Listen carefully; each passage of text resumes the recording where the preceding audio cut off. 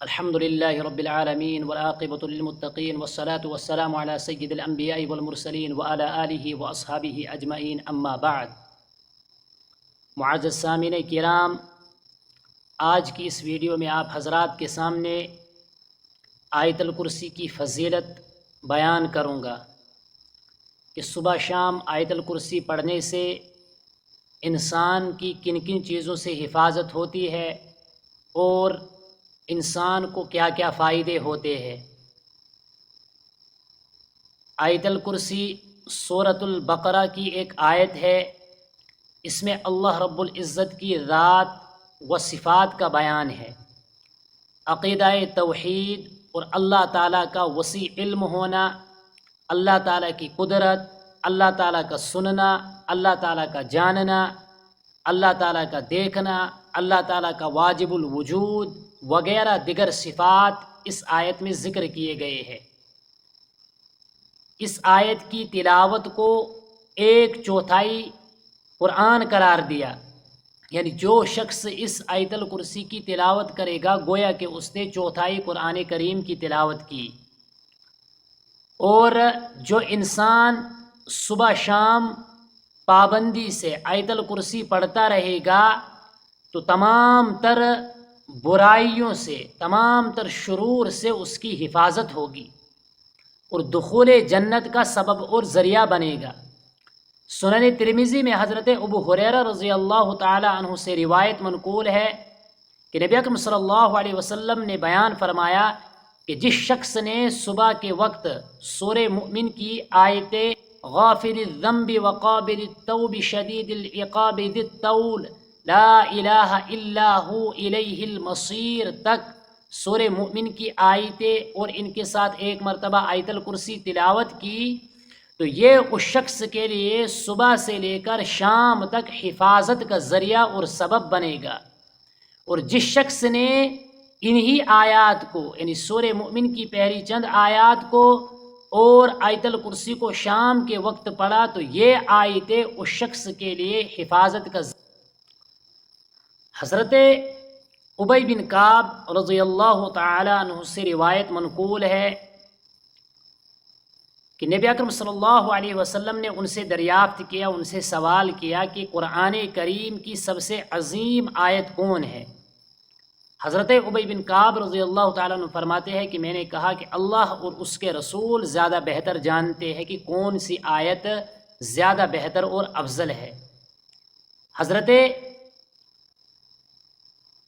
ابی بن کعب رضی اللہ تعالی عنہ بیان کرتے ہیں کہ آپ صلی اللہ علیہ وسلم نے 3 مرتبہ یہی سوال دہرایا۔ حضور کے اصرار کی وجہ سے میں نے آپ صلی اللہ علیہ وسلم کو کہا کہ آیت الکرسی ہے۔ تو نبی اکرم صلی اللہ علیہ وسلم نے کہا کہ ابو المنذر تیرا علم تجھ کو مبارک ہو،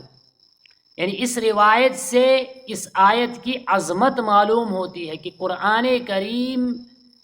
پورے قرآن کریم میں سے سب سے بڑی ہوئی مرتبے اور مقام کے اعتبار سے جو آیت ہے وہ آیت الکرسی ہے۔ نیز نبی اکرم صلی اللہ علیہ وسلم نے فرمایا من قرأ آیت الکرسی، کہ جو شخص آیت الکرسی پڑھتا ہے دبوری کل صلاۃ مکتوبۃ، ہر فرض نماز کے بعد، لم یمنعہ من دخول الجنت الا ان یموت، تو اس شخص کو جنت میں داخل ہونے سے سوائے موت کے کوئی چیز نہیں روک سکتی۔ یعنی جب تک وہ زندہ ہے وہ اس آیت کی تلاوت کر سکتا ہے، اس آیت کو پڑھتا رہتا ہے، پابندی کے ساتھ اس کو پڑھتا ہے، تو اس شخص کو جنت میں داخل ہونے سے جو چیز رکاوٹ اور مانع ہے وہ ہے زندگی، یعنی جب اس کی زندگی کا اختتام ہو جائے گا تو وہ ڈائریکٹ جنت میں داخل ہو جائے گا۔ ابن کثیر رحمۃ اللہ علیہ آیت الکرسی کی تفسیر بیان کرتے ہوئے فرماتے ہیں کہ صحیح احادیث میں یہ وارد ہے کہ یہ قرآن کریم کی سب سے افضل ترین آیت میں سے سب سے افضل ترین آیت ہے۔ بخاری شریف میں روایت ہے کہ نبی اکرم صلی اللہ علیہ وسلم نے بیان فرمایا کہ جب آپ رات کو سونے کے لیے بستر پر آؤ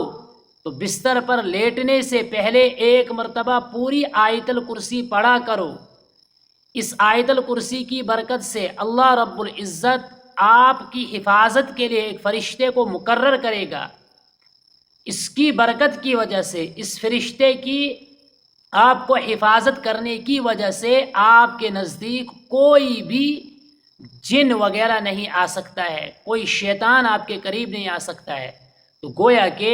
رات کو اپنے آپ کو محفوظ رکھنے کے لیے، آرام سے سونے کے لیے ہم نے جو کام کرنا ہے وہ یہ ہے کہ آیت الکرسی کی تلاوت سونے سے پہلے کرنی ہے، جو کہ نبی اکرم صلی اللہ علیہ وسلم کا فرمان ہے۔ اگر ہم رات کی پریشانیوں سے محفوظ رہنا چاہتے ہیں تو آیت الکرسی کی تلاوت کرے۔ نیز حضرت ابو ہریرہ رضی اللہ تعالی عنہ اور حضرت ابی ابن کعب اور حضرت ابو ایوب الانصاری رضی اللہ تعالی عنہم اجمعین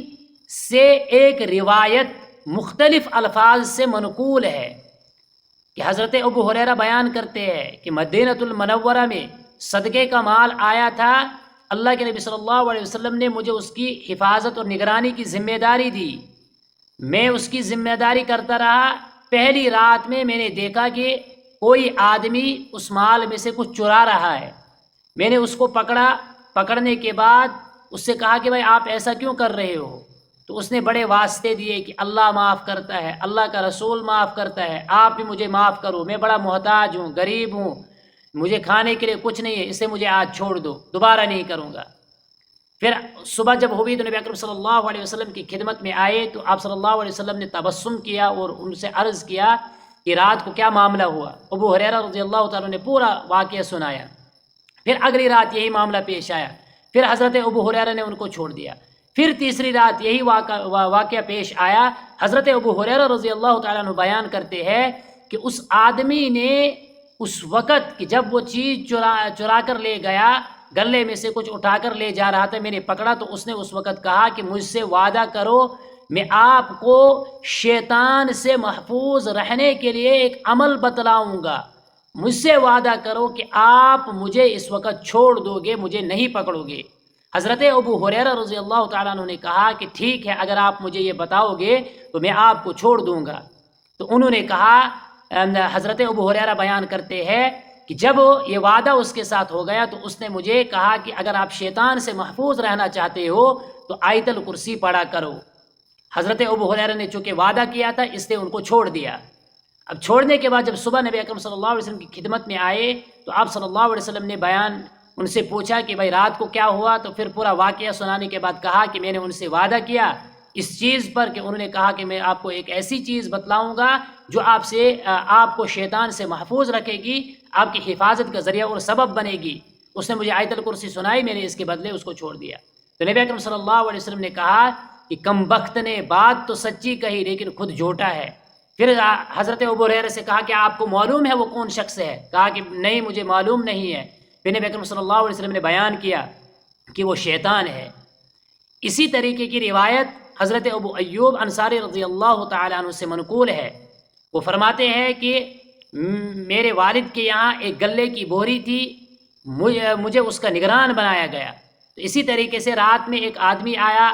آنے کے بعد اس نے اس گلے میں سے کچھ چیز چرائی، تو میں نے اس کو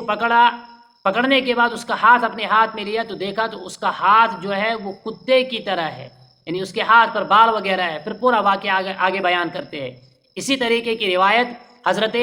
ابی بن کعب رضی اللہ تعالی عنہ سے بھی منقول ہے۔ تو ان تمام روایتوں کا جو خلاصہ ہے اور اس کے علاوہ متعدد روایتیں ہیں، ان سے یہی بات سمجھ آتی ہے کہ انسان کو اپنے آپ کو اگر محفوظ رکھنا ہے تو قرآن کریم کی اس آیت کو صبح شام اپنے معمولات میں داخل کر دے، فرض نمازوں کے بعد